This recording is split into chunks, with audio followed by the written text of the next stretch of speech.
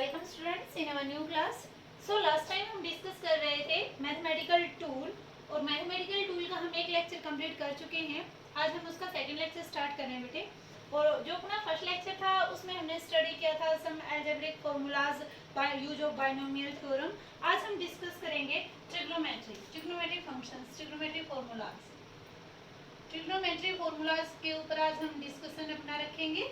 तो trigonometry formulas से सबसे पहले हम लेके चलते हैं किसके ऊपर अपना topic, that is angle. Angle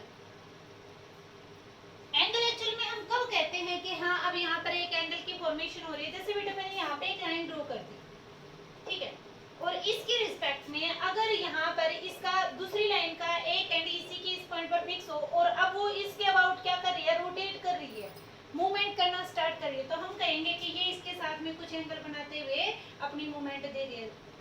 हमने मान लिया जैसे इसके साथ ये कितना एंगल बना दिया, इसने थीटा एंगल बना दिया, ठीक है बेटे। अब ये जो थीटा एंगल बनाया है इसने, इसकी जो मेजरमेंट है उसके लिए भी हमने साइन कन्वेंशन डिसाइड कर रखा है। जैसे अगर ये मूवमेंट अपनी एंटी क्लॉकवाइज डायरेक्शन में करिए, मींस अगर हम एंगल को एंटी क्लॉकवाइज डायरेक्शन में मेजर कर रहे हैं तो उसको तो हम लेके चलते हैं पॉजिटिव, और अगर उस एंगल को आप क्लॉकवाइज डायरेक्शन में मेजर कर रहे हो तो उसको हम लेके चलते हैं नेगेटिव एंगल लेके चलते हैं, ठीक है बेटे।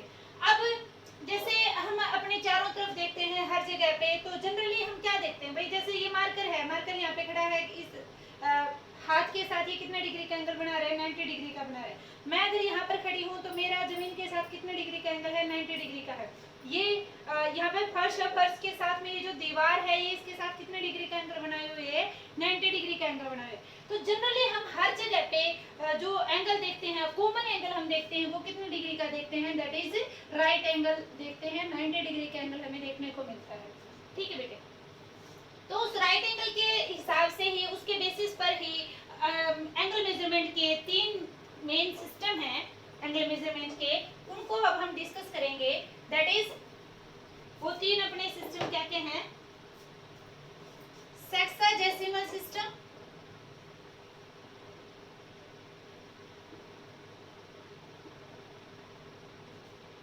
सेंटिसिमल सिस्टम और सर्कुलर सिस्टम। ये तीन टाइप के सिस्टम है। सेक्साजेसिमल सिस्टम में हम क्या करके चलते हैं, ये 90 डिग्री का एंगल है। अगर इस 90 डिग्री के एंगल को, अगर आप 90 डिग्री के एंगल को अगर आप 90 इक्वल पार्ट्स में डिवाइड करते हो तो एक राइट एंगल जो है अपना किसके बराबर हो जाएगा, 90 डिग्री के बराबर हो जाएगा, ठीक है। और एक जो डिग्री है उसको अगर आप 60 इक्वल पार्ट्स में डिवाइड कर देते हो फर्दर, जैसे ये 90 डिग्री का एंगल था, इसको हमने क्या राइट एंगल ले लिया हमने एक, इस राइट एंगल के आपने 90 इक्वल पार्ट्स किए तो अब वो 1 डिग्री बन गया। अब अगर उस 1 डिग्री के आप 60 इक्वल पार्ट्स में डिवाइड कर रहे हो उसको, तो वो जो एक पोर्शन होगा, वो क्या कहलाएगा, 1 मिनट कहलाएगा। या फिर 1 डिग्री करे तो 1 डिग्री किसके बराबर है, 60 मिनट के बराबर है। ये जो मिनट है बेटे यहाँ पे, ये टाइम वाला मिनट नहीं है, ये एंगल मेजरमेंट की यूनिट है मिनट। 1 मिनट किसके बराबर होती है, 1/60 ऑफ डिग्री। 1 डिग्री के अगर आप 60 इक्वल पार्ट कर दोगे तो वो 1 मिनट एंगल के इक्वल आ जाएगा, ठीक है। और उस प्रकार अगर 1 मिनट को, अगर आपके पास ये जो 1 मिनट है, सपोज करते हैं ये अपना 1 मिनट का पोर्शन था, अगर इसको आप फर्दर 60 इक्वल पार्ट्स में डिवाइड कर दोगे, अगर इसको आप फर्दर 60 इक्वल पार्ट्स में डिवाइड कर देते हो तो ये किसके बराबर आ जाएगा, 1 सेकंड के बराबर आ जाएगा। मींस 1 मिनट का 60वां हिस्सा किसके बराबर होता है, 1 सेकंड के बराबर होता है, ठीक है। तो 1 मिनट को हम किससे दिखाएंगे, 1 डैश, ये किसके बराबर होता है, 1/60 ऑफ डिग्री के। और 1 डबल डैश किसके बराबर होता है, 1/60 ऑफ 1 मिनट। 1 मिनट का 60वां हिस्सा 1 सेकंड के बराबर, 1 डिग्री का 60वां हिस्सा 1 मिनट के बराबर, ठीक है बेटे। तो ये था अपना किसके अंदर स्केल, डिग्री के अंदर स्केल है। ये जो ग्राफ आपका समझ में आ रहा है, ये कैसे बनाया था हमने, इसके अंदर मैंने किया था कि ये आपने एक राइट एंगल लिया, राइट एंगल को आपने 90 इक्वल पार्ट्स में डिवाइड किया है, इस तरह से ये 90 इक्वल पार्ट्स में डिवाइड कर रहे हो आप इसको। हम अज्यूम कर लेते हैं कि ये हमने इक्वल इक्वल पार्ट्स इसके डिवाइड किए हैं और हम मान लेते हैं कि ये हर पार्ट किसको रिप्रेजेंट कर रहा है, 1 डिग्री को रिप्रेजेंट कर रहा है और इसको हमने कितने में बांट दिया, 90 में बांट दिया। तो 90 इक्वल पार्ट्स में डिवाइड किया, इसका मतलब एक पोर्शन, इसका एक पोर्शन अब किसको दिखाएगा, 1 डिग्री को दिखाएगा। अब इस 1 डिग्री को आपने फर्दर क्या कर दिया, 60 इक्वल पार्ट्स में डिवाइड कर दिया इस तरह से। ये हमने मान लेते हैं जैसे हमने इसके कितने कर दिए, 60 इक्वल पार्ट्स में डिवाइड कर दिया इसको, ठीक है। अब इसका एक पार्ट किसको दिखाएगा, 1 मिनट को दिखाएगा। अब इस 1 मिनट के आपने फिर 60 पार्ट्स कर दिए, 60 पार्ट 60 पार्ट्स में इसको इक्वली डिवाइड कर दिया, तो इसका ये जो एक पार्ट है वो किसके दिखाएगा, 1 सेकंड को दिखाएगा, ठीक है। तो ये तो था एंगल मेजरमेंट सिस्टम, कौन सा, सेक्साडेसिमल सिस्टम, ठीक है। अब जो दूसरा सिस्टम कहता है वो क्या कहता है, उसमें भी हम जो स्टैंडर्ड मान के चलते हैं वो राइट एंगल को ही मान के चलते हैं, उसके अकॉर्डिंग अब हम ये सेकंड वाला सिस्टम डिस्कस कर रहे हैं।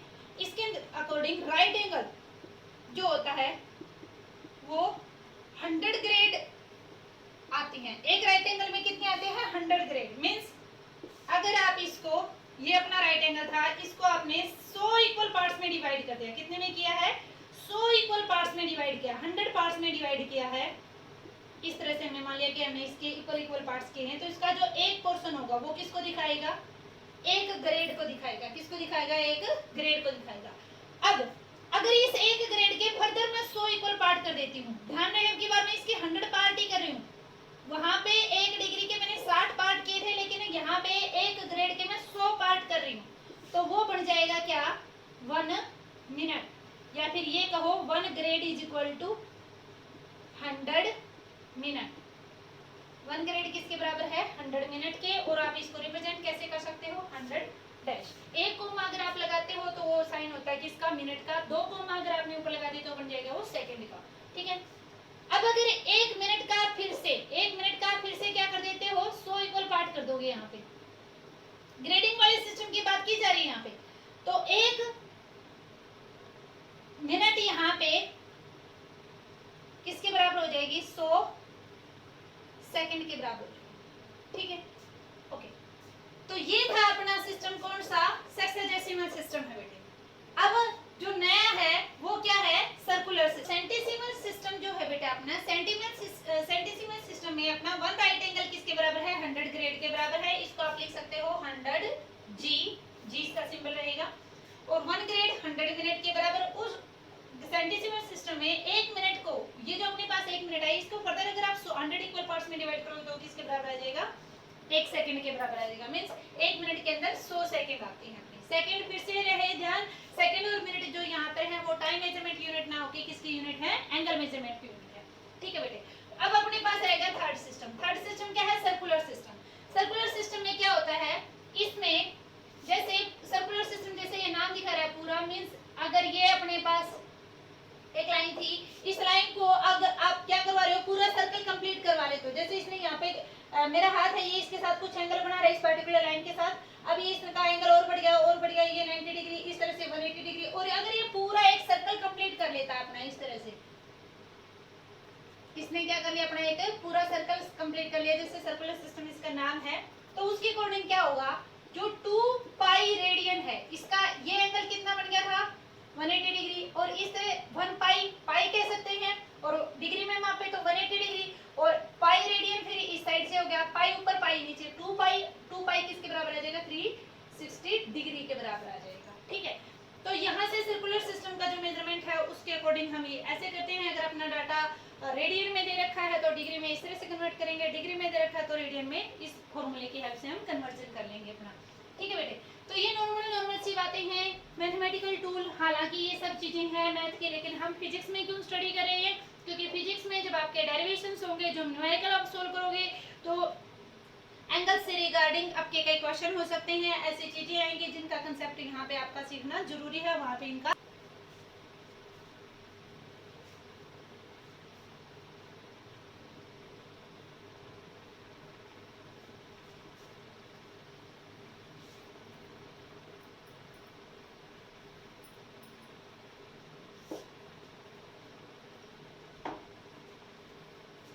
ये एंगल स्टडी करने के बाद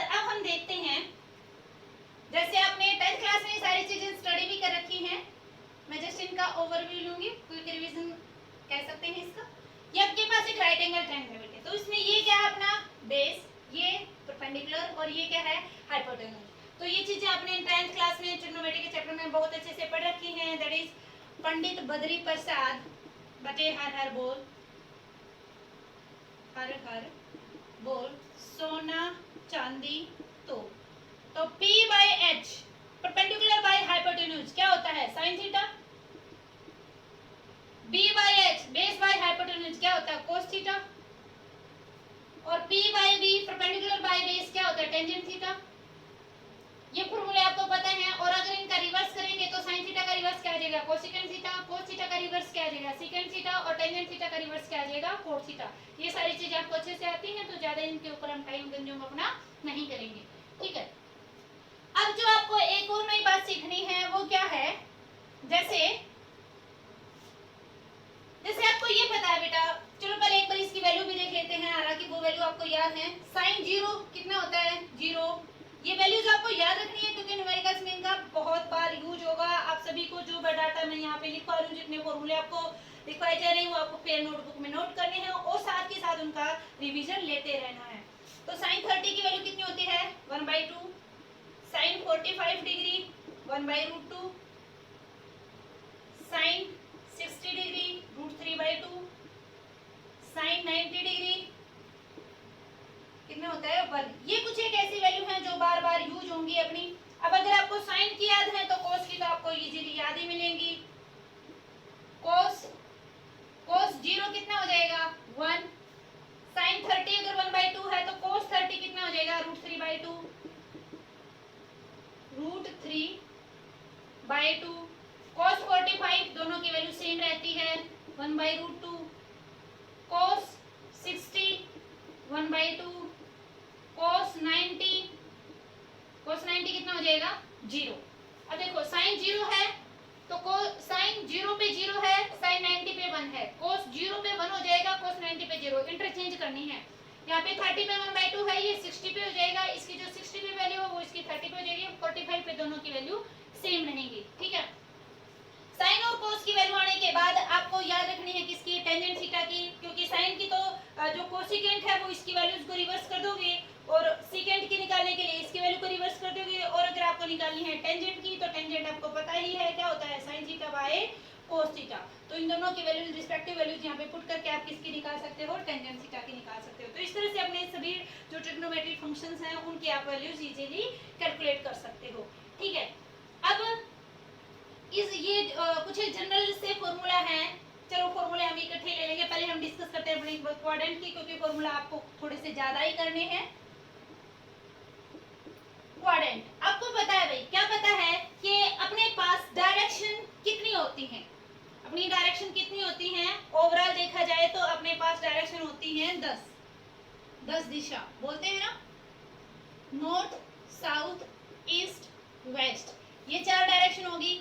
ये नॉर्थ ईस्ट हो जाएगी, ये साउथ ईस्ट हो जाएगी, ये साउथ वेस्ट हो जाएगी, और ये क्या हो जाएगी नॉर्थ वेस्ट। और उसके बाद एक ऊपर वाली डायरेक्शन एक नीचे वाली डायरेक्शन, तो कितनी होगी ये ओवरऑल 10 डायरेक्शन है। लेकिन हम जो यहाँ पर स्टडी करने वाले हैं, जैसे ईस्ट और वेस्ट को आपने एक ही डायरेक्शन का नाम दे दिया, मैथ की भाषा में क्या एक्स एक्सिस नाम दे दिया, और जो अपने पास साउथ और नॉर्थ और साउथ है उसको अपने नाम दे दिया क्या वाई एक्सिस। ये पॉजिटिव वाई, ये क्या मान लिया नेगेटिव वाई। और जो अपने पास ऊपर और नीचे की डायरेक्शन है, मींस इनसाइड द प्लेन और आउटसाइड द प्लेन जो है उसको हम मान लेते हैं क्या जेड एक्सिस। जो तीनों एक दूसरे पे क्या होते हैं ये परपेंडिकुलर होते हैं, ये बातें आपको अच्छे से पता है। उसके बाद आपने साइन कन्वेंशन भी इनके लिए डिसाइड कर रखा है। जैसे अगर हम इसको 0 0 मानते हैं तो इसका जो राइट साइड वाला पोर्शन होगा एक्स एक्सिस का वो पॉजिटिव हो जाएगा, इसके लेफ्ट साइड वाला क्या मान के चलते हैं नेगेटिव। इसके y ओरिजिन से ऊपर वाला y पॉजिटिव, ओरिजिन से नीचे वाला y नेगेटिव। उसी तरह से हम किसको मान के चलते हैं जेड एक्सिस को मान के चलते हैं।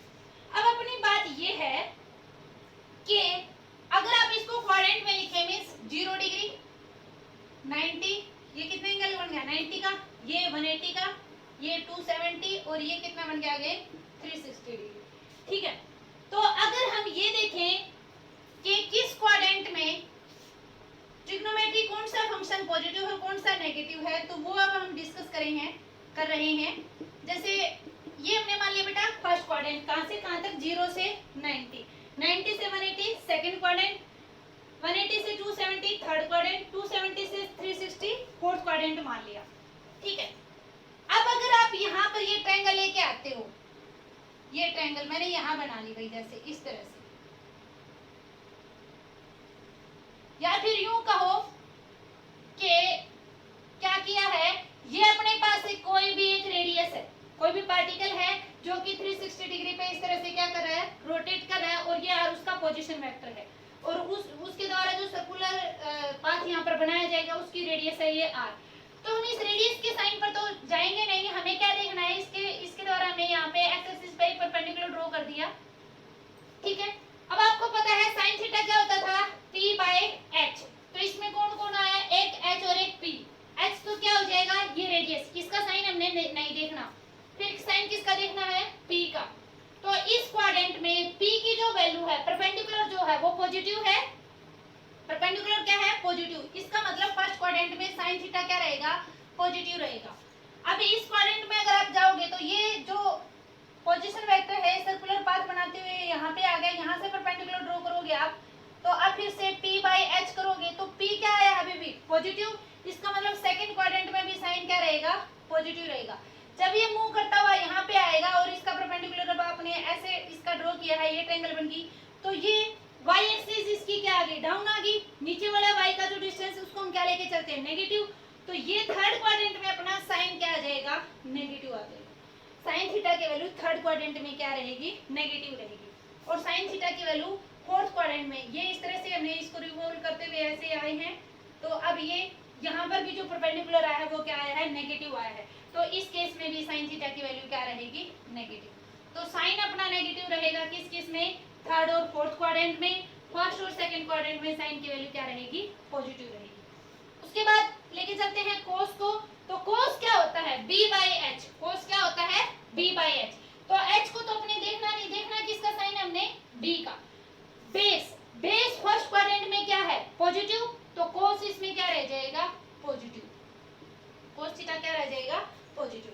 अब इसमें आए हैं तो इसमें जो जो अपना बेस आया है, एक्स एक्सिस ओरिजिन से लेफ्ट में क्या होती है, नेगेटिव, तो बेस कैसा आ गया, नेगेटिव, इसका मतलब सेकंड क्वाड्रेंट में कोस क्या हो जाएगा, नेगेटिव हो जाएगा, कोस की वैल्यू क्या आएगी, नेगेटिव आएगी।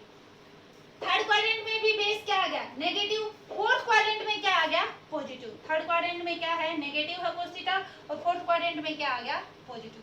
तो जो अपना कोस थीटा है वो फर्स्ट और फोर्थ में पॉजिटिव है, सेकंड और थर्ड में क्या है, नेगेटिव है। ठीक है, अब टेंजेंट थीटा क्या था, टेंजेंट थीटा अपना साइन और कोस थीटा का कॉम्बिनेशन है, इसका मतलब जहां पर साइन और कोस दोनों पॉजिटिव होंगे तो वहां पर टेंजेंट क्या हो जाएगा, पॉजिटिव, तो दोनों पॉजिटिव फर्स्ट में है, इसका मतलब टेंजेंट थीटा फर्स्ट क्वाड्रेंट में क्या आ जाएगा, पॉजिटिव आ जाएगा।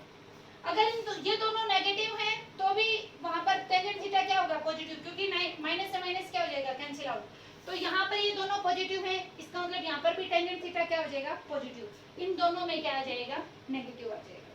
ठीक है, और अगर आपको साइन का पता है तो कोसिकेंट इसका रिवर्स कर देंगे, जहां पर साइन नेगेटिव है वहीं पर कोसिकेंट नेगेटिव होगा, जहां पर कोस पॉजिटिव है वहां पर सीकेंट पॉजिटिव हो जाएगा। ठीक है, तो इस तरह से हमें ये सभी के सभी जो अपने 6 ट्रिग्नोमेट्री फंक्शंस हैं उन सभी की वैल्यूज को हम किस में, कौन से क्वाड्रेंट में कौन सी पॉजिटिव है नेगेटिव है वो डिसाइड कर सकते हैं। ठीक है, उसके बाद कुछ इंपॉर्टेंट से फॉर्मूले हैं जो आपको याद रखने हैं, जो कि हम जब बड़े बड़े से डेरिवेशंस एक्सप्रेशंस करेंगे फिजिक्स के, वहां पर इनकी यूज होगा इनका, तो अभी से पहले इनके बारे में इंफॉर्मेशन देना जरूरी है, ताकि जब आप डेरिवेशन करो तो आपको पता हो कि ये स्टेप यहाँ से कैसे आया है। ठीक है,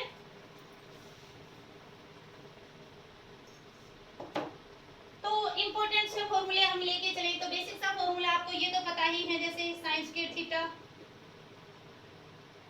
plus cos square theta is equal to 1 plus tangent square theta is equal to secant square theta, 1 plus cos square theta is equal to cosecant square theta, ये जनरल से फॉर्मूले तो आपको पता ही है। ठीक है, उसके बाद जो हमें न्यू फॉर्मूले अभी सीखने हैं आपको, वो क्या है बेटे, साइन ए प्लस बी, इसका फॉर्मूला क्या होता है, sine A cos B plus cos A sin B। ठीक है, ये इंपॉर्टेंट फॉर्मूले हैं, ये जब फिजिक्स में हम डेरिवेशंस करेंगे, एक्सप्रेशंस करेंगे, वहां पे इनका यूज होगा। तो आप इन सभी फॉर्मूलाज को पेन नोटबुक में नोट करेंगे और इनको रिवाइज करेंगे। ठीक है, उसके बाद आता है sine A minus B. Sine A minus B क्या हो जाएगा? Sine A cos B minus cos A sin B minus cos A sin B। ठीक है, उसके बाद साइन के A प्लस बी फॉर्मूले होने के बाद हम क्या करेंगे? cos A plus B.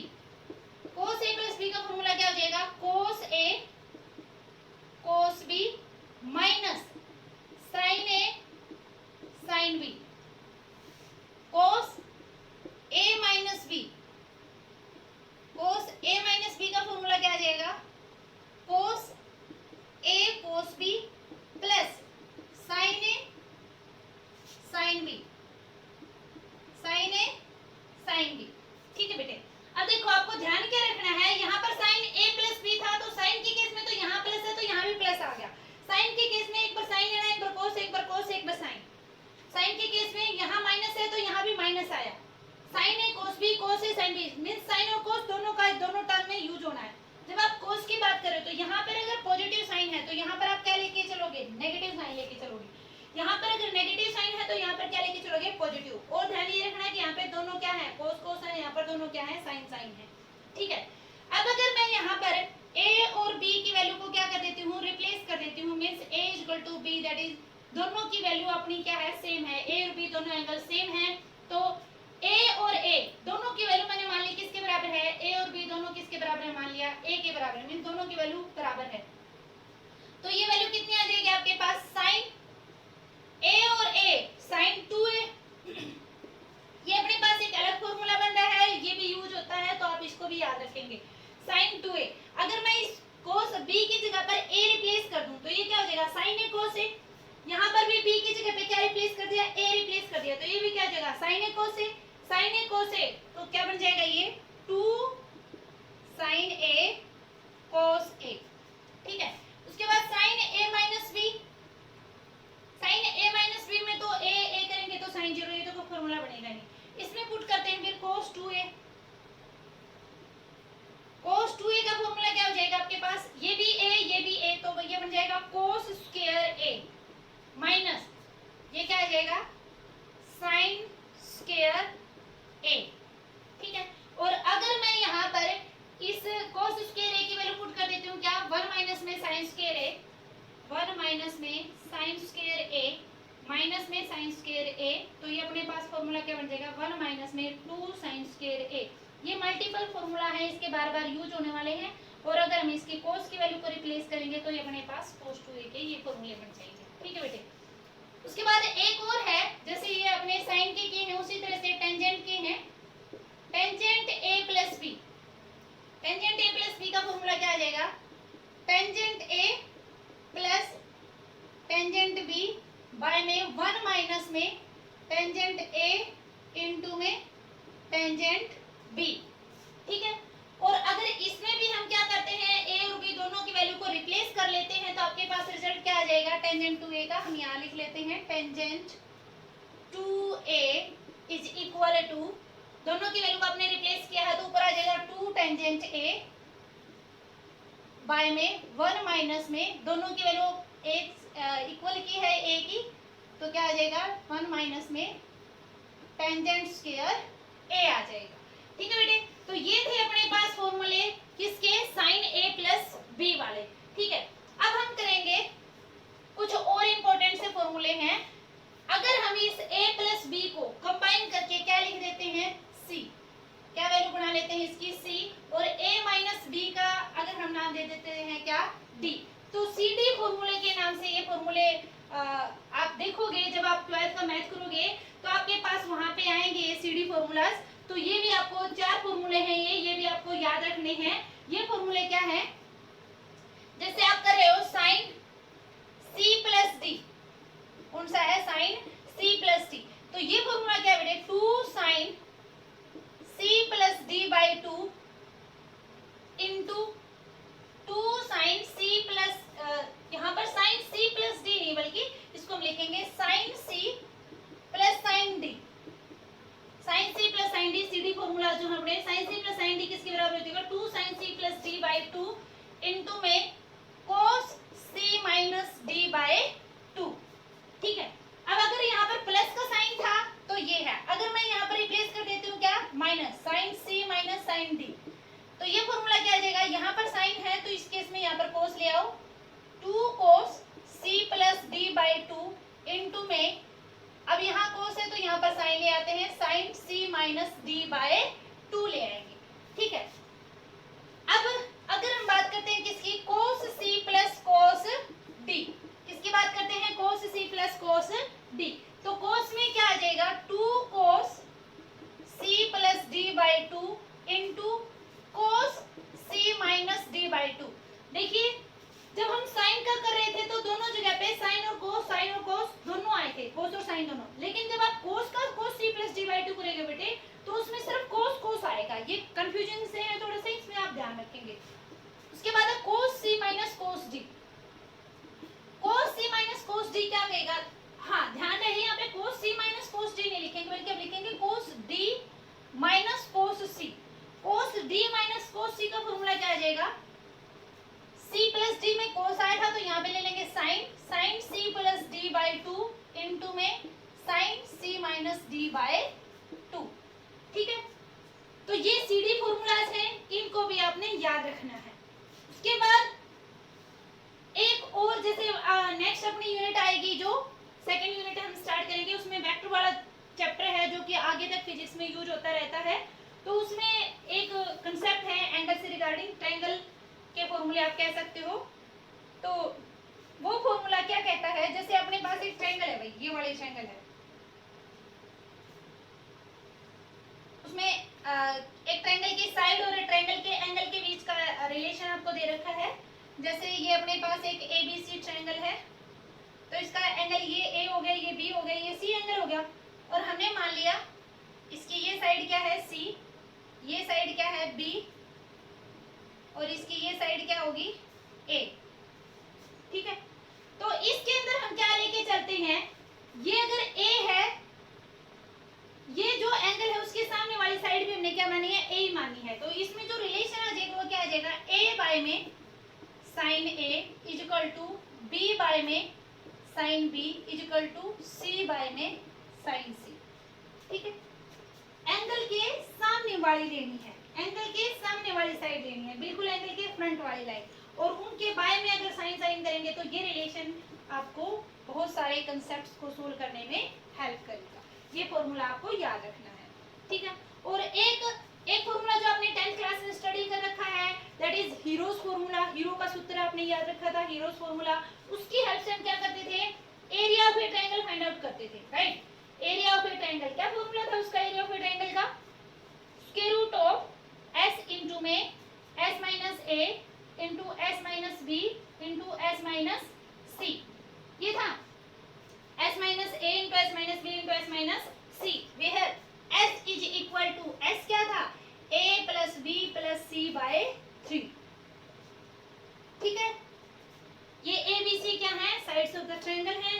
तो अगर आपको किसी ट्रायंगल की साइड दे रखी है, उसका अगर आपको एरिया निकालना है तो इस हीरोज के फॉर्मूले से आप उसका एरिया फाइंड आउट कर सकते हो। ठीक है, राइट एंगल ट्रायंगल है तो उसका तो एरिया आप इजीली निकाल ही सकते हो, half into base into height. Okay, तो ये था ट्रिग्नोमेट्री के बारे में। इन सभी फॉर्मूलाज को बेटा आप अपनी पेन नोटबुक में नोट करेंगे और इन सभी को लर्न करेंगे क्योंकि आगे इनका यूज होने वाला है। ठीक है, that's all for today, thank you very much.